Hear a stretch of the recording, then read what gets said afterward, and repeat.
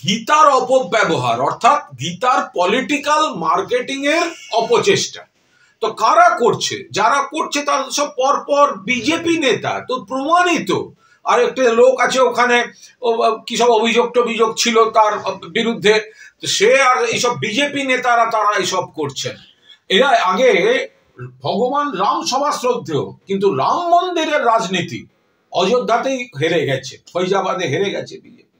তো এখানে বিজেপি লোক নেই, জন নেই, বুথের এজেন্ট নেই, বিএলএ 2 পায় না বুথে।